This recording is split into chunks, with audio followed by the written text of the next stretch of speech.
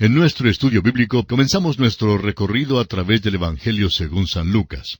Lucas es el tercer evangelio que encontramos en el Nuevo Testamento. Lucas era el médico amado a quien el apóstol Pablo se refiere en su carta a los Colosenses, capítulo 4, versículo 14, donde dice: «Os saluda Lucas, el médico amado, y Demas». Notaremos que Lucas en sus escritos usó más términos médicos que el mismo Hipócrates, el padre de la medicina. El hecho de que el Espíritu Santo haya escogido a Lucas para escribir el tercer evangelio revela que no hay ningún escritor accidental de las Sagradas Escrituras. Podemos estar seguros que hubo una selección sobrenatural en el caso de Lucas. No había muchos sabios, por así decirlo, en la vocación médica en aquellos días, pero Lucas ciertamente merece pertenecer a esta categoría. Tanto Lucas como Pablo evidentemente eran superiores en cuanto a su inteligencia y a su espiritualidad.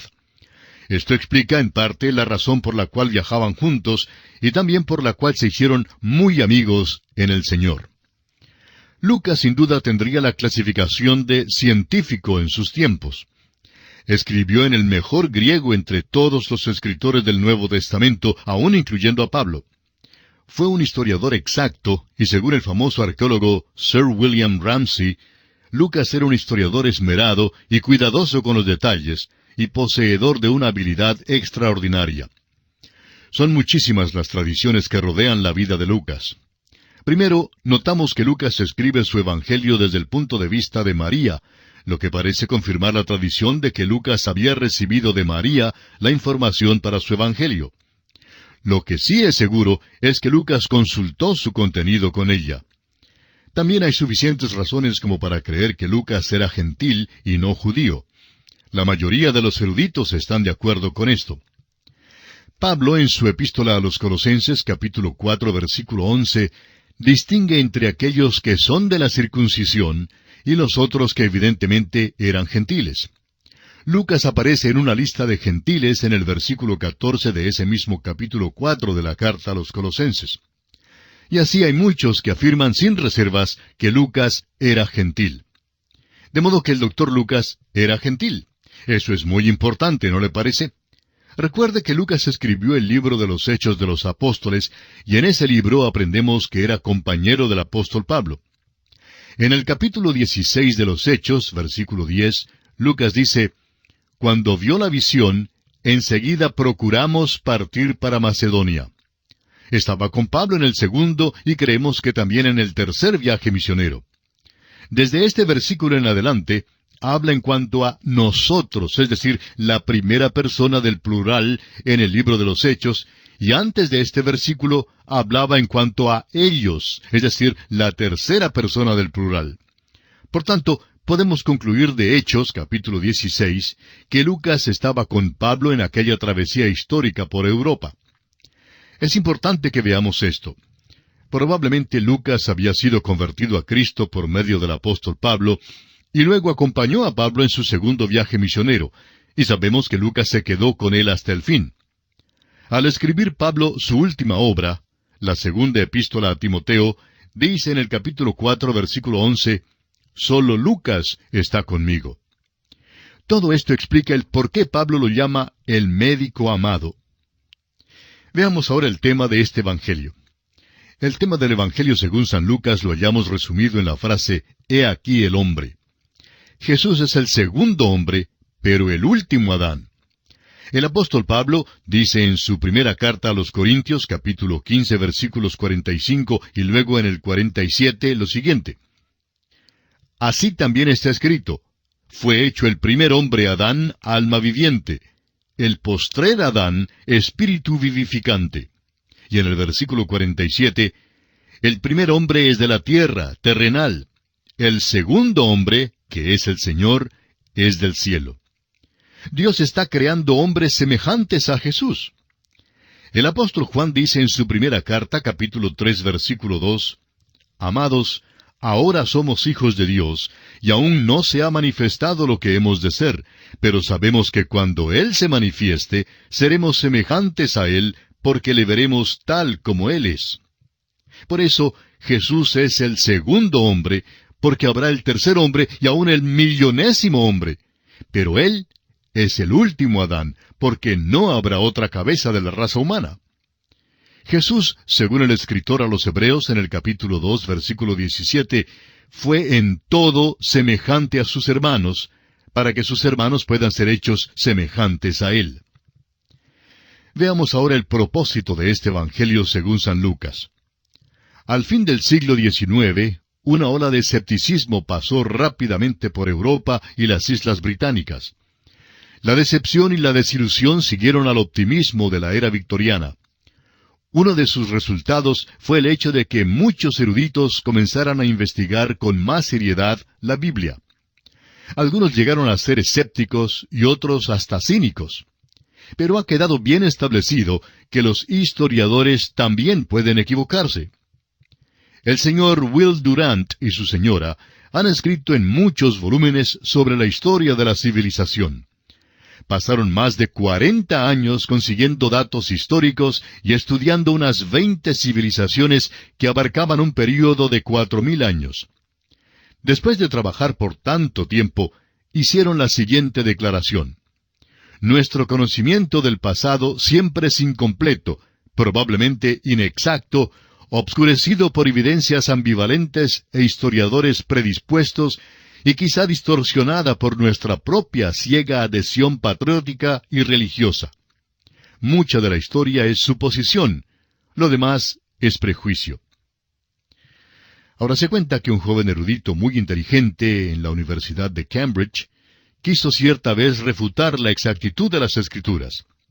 Era agnóstico y creía que por medio de una investigación histórica las podría refutar. Decidió entonces comprobar la exactitud de la descripción bíblica de los viajes de Pablo, y así llegó a ser un arqueólogo. Recuerde usted que el Dr. Lucas había escrito un relato histórico de Jesús y de los viajes misioneros de Pablo. Fue así como el destacado arqueólogo Sir William Ramsay descubrió que el Dr. Lucas no se había equivocado ni una sola vez, y más aún, el mismo señor Ramsay se tornó en uno de los más elocuentes defensores de la fe cristiana evangélica. El Dr. Lucas escribió su evangelio con un propósito doble. Su primer propósito fue literario e histórico. De entre los 4 evangelios, el Evangelio de Lucas es la narración histórica más completa. El Evangelio según San Lucas contiene más referencias y con mayores detalles en cuanto a las instituciones, las costumbres, la geografía y la historia de aquel período que cualquiera de los otros evangelios. Su segundo propósito fue espiritual. Presenta a la persona de Jesucristo como el perfecto hombre divino y salvador del mundo. Era Dios manifestado en carne. Abordemos ahora el aspecto científico. El Dr. Lucas era erudito, conocía bien la cultura griega y junto con el apóstol Pablo escribió usando el mejor griego en todo el Nuevo Testamento. Hizo un completo estudio anatómico del cuerpo de Jesús y de la persona de Jesús. Lo disecó y lo examinó parte por parte. Determinó la causa de su muerte y lo hizo con sumo cuidado. El Dr. Lucas también puso su estetoscopio de inspección en el nacimiento del bebé allá en Belén. Usó asimismo su estetoscopio para examinar al Señor Jesucristo en la cruz y lo pronunció muerto. En el tercer día, el Dr. Lucas puso una vez más su estetoscopio en Jesús y descubrió que estaba vivo. Hagamos ahora una comparación con los otros evangelios. Mateo da mayor importancia al hecho de que Jesús nació el Mesías. Marcos hace un mayor énfasis sobre Jesús como el siervo de Jehová. Lucas le da mayor importancia al hecho de que Jesús era el hombre perfecto. Y Juan presenta el hecho de que Dios se hizo hombre. Sin embargo, es interesante notar que Juan no usó el método científico.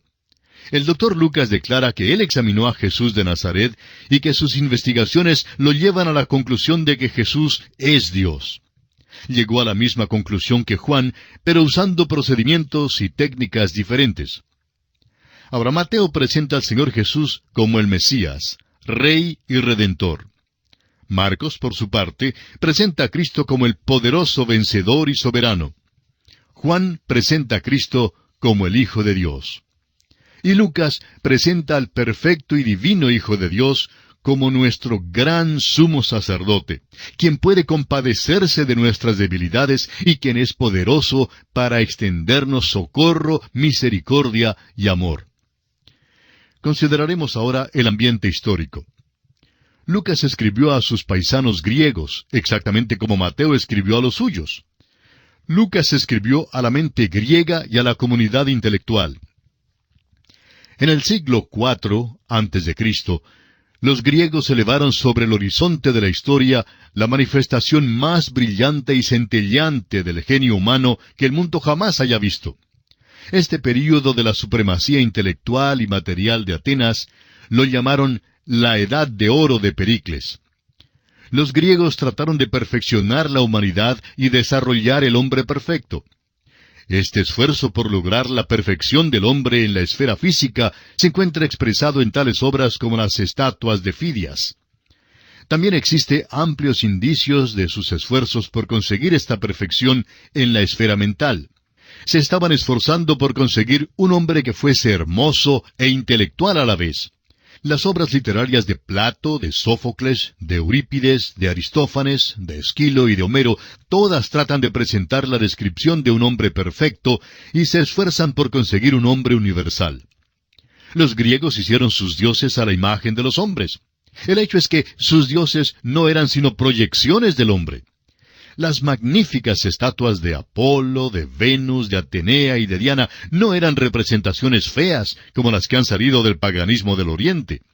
Los griegos deificaron al hombre, pero incluyendo sus pasiones viles junto con sus cualidades nobles. Otros dioses griegos incluyen a Pan, a Cupido, a Baco, el dios del vino y de la borrachera, y a la diosa Afrodita. Ahora, no todos estos dioses eran benévolos. Algunos de ellos se caracterizaban por su furor. Alejandro Magno esparció esta cultura, idioma y filosofía emocionante a través de todas las tierras que conquistó. El griego llegó entonces a ser el idioma universal de aquellos tiempos. Poco antes de la venida de Cristo, en Alejandría de Egipto, el Antiguo Testamento fue traducido al griego.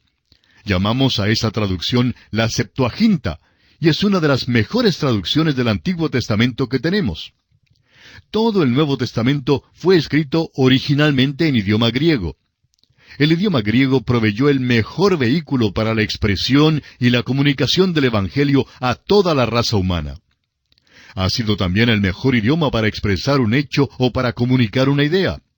Pero aunque la cultura, el idioma y la filosofía griega fueron los más desarrollados en la historia de la humanidad, los griegos nunca pudieron lograr su objetivo de perfeccionar la humanidad.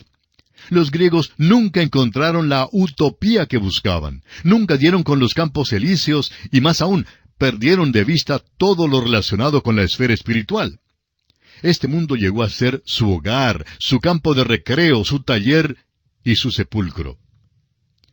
El doctor F. W. Robertson dijo lo siguiente en cuanto a los griegos.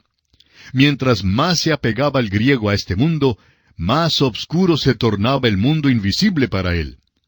Esta es la razón por la cual los griegos hicieron una imagen al Dios no conocido. Y cuando el apóstol Pablo les predicó, allí fue donde comenzó. Los atenienses cultos eran escépticos y llamaron a Pablo un palabrero, y se burlaron de él cuando trató de darles la verdad sobre la realidad espiritual. Pablo declara que el Evangelio es locura para los griegos, sin embargo, él también se dirigió a la mente griega. Les dijo que en tiempos pasados eran gentiles sin esperanza y sin Dios en el mundo. Y esta, amigo oyente, era la descripción del griego de aquel entonces. Pero Pablo también dijo que cuando vino el cumplimiento del tiempo, Dios envió a su Hijo, nacido de mujer y nacido bajo la ley, y que este Hijo de Dios murió por ellos. Pablo andaba por las carreteras romanas con un idioma universal, predicando un evangelio global en cuanto al hombre perfecto que había muerto por los hombres del mundo. La religión de Israel solo pudo producir a un fariseo. El poder de Roma solo pudo producir a un César. La filosofía de Grecia solamente pudo producir a un gigante como Alejandro Magno. Fue a esta misma mente griega a quien Lucas escribió. Presentó a Jesucristo como el hombre perfecto, el hombre universal. El mismo hombre a quien buscaban los griegos es presentado aquí en este Evangelio de San Lucas. Veamos ahora el bosquejo que seguiremos en nuestro estudio de este Evangelio. En primer lugar, tenemos el nacimiento del hombre perfecto y su familia en los capítulos 1 al 3. En segundo lugar, encontramos la tentación del hombre perfecto y el rechazo por parte de su pueblo natal en el capítulo 4. En tercer lugar, tenemos el ministerio del hombre perfecto en la región de Galilea en los capítulos 5 al 9. En cuarto lugar, encontramos el ministerio del hombre perfecto en camino a Jerusalén en los capítulos 10 al 18. En quinto lugar, tenemos el ministerio del hombre perfecto en Jericó y en Jerusalén en los capítulos 19 al 21. En sexto lugar, está la traición, el juicio y la muerte del hombre perfecto en los capítulos 22 y 23. En séptimo lugar, tenemos la resurrección del hombre perfecto en el capítulo 24, versículos 1 al 41. Y en octavo y último lugar, veremos la ascensión del hombre perfecto en el mismo capítulo 24, versículos 49 al 53. Veamos ahora algunos caracteres distintivos en este Evangelio. En primer lugar, aunque el Evangelio de Lucas es uno de los evangelios sinópticos, contiene muchos datos y observaciones que son omitidos en Mateo y Marcos. En segundo lugar, el Dr. Lucas nos da los cantos de Navidad. Tercero, Lucas contiene el relato más largo del nacimiento virginal de Jesús que cualquiera de los otros evangelios. Los primeros 2 capítulos contienen un franco recuento desde el punto de vista de un médico muy familiarizado con la obstetricia. Lucas proporciona una declaración clara y franca del nacimiento virginal de Jesucristo. Desde el Dr. Lucas hasta el Dr. Howard Kelly, uno de los prominentes ginecólogos del afamado hospital norteamericano John Hopkins, ha habido una poderosa afirmación del nacimiento virginal, la cual hace palidecer las declaraciones de los pseudoteólogos cuando declaran desvergonzadamente que el nacimiento virginal es una imposibilidad biológica. En cuarto lugar, tenemos que Lucas relata unos 20 milagros en su evangelio, y 6 de ellos no se encuentran en ninguno de los otros evangelios.